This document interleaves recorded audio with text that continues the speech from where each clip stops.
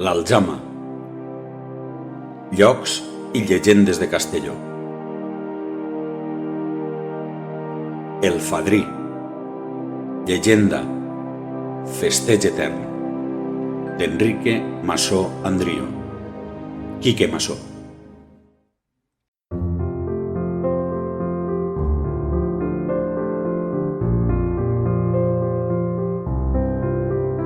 Tres, dos, un, ja! Arranca des de la plaça Major i amb les seues gegantesques camallades, en un segon, es planta en la plaça Maria Agustina, enfila l'avinguda Caputxins i de seguida arriba al primer molí.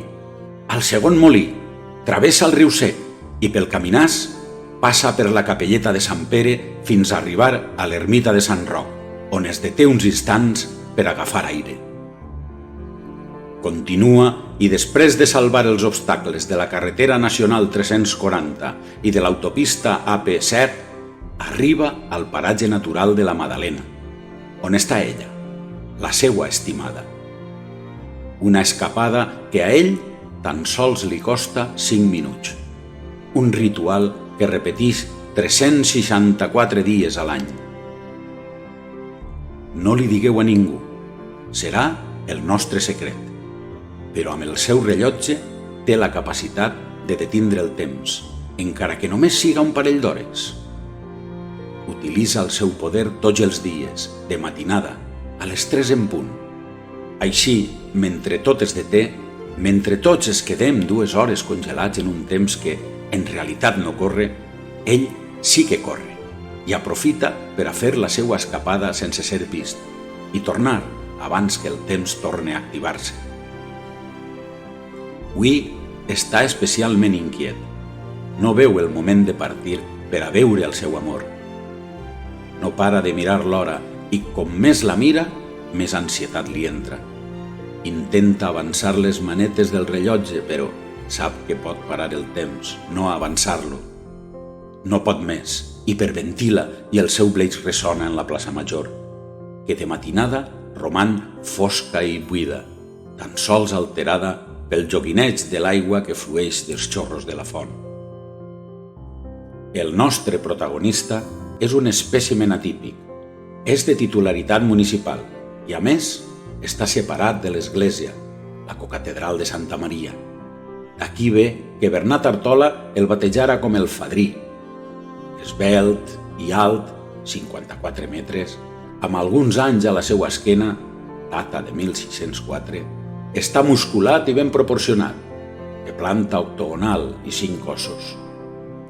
En les seues entranyes es troben 3 sales, la del rellotge, la de la presó i la de la casa del campaner.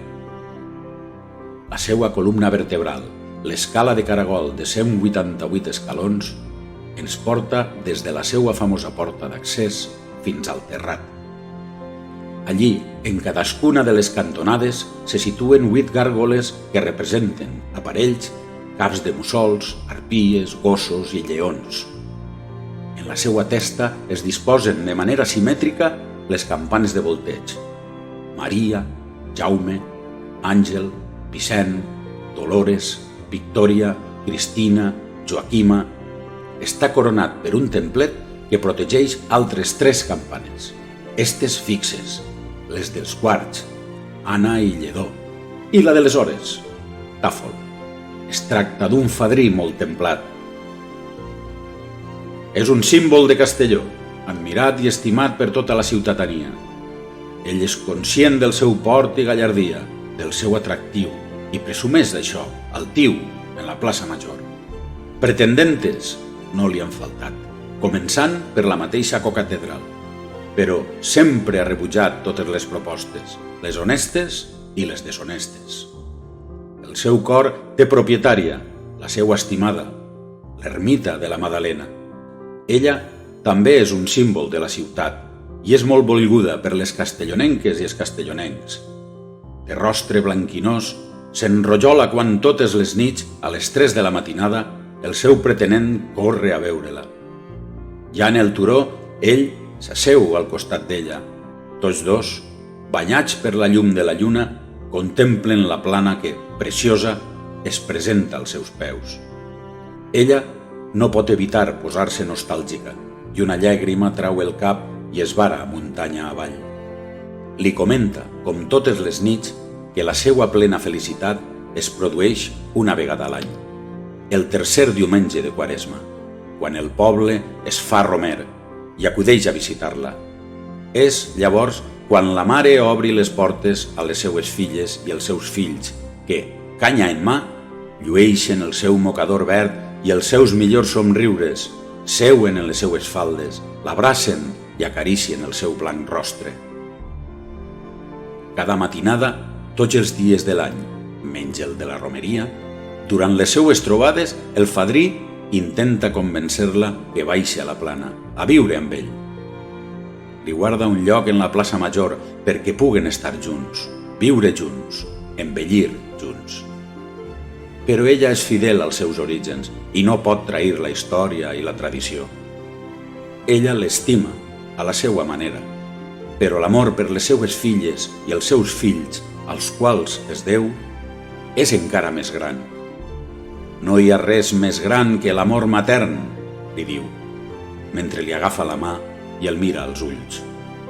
Uns ulls, els d'ell, carregats d'amor i de tristesa al mateix temps.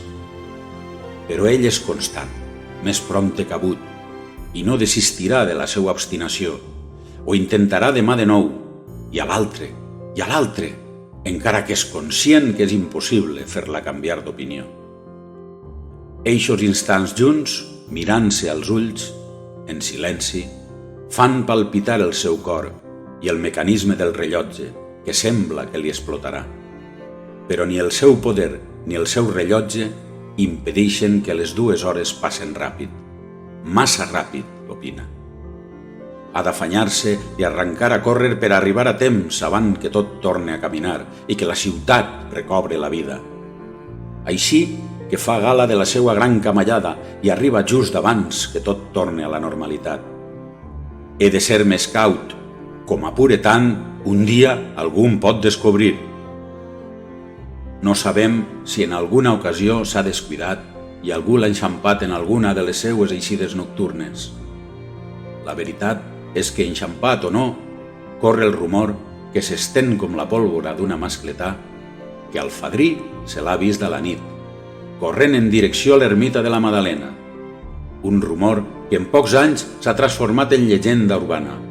De fet, es comenta que en el pleniluni, de matinada, si està ras i mires cap a la muntanya, és possible que veges la silueta de tots dos abraçats, embolcats per la lluna.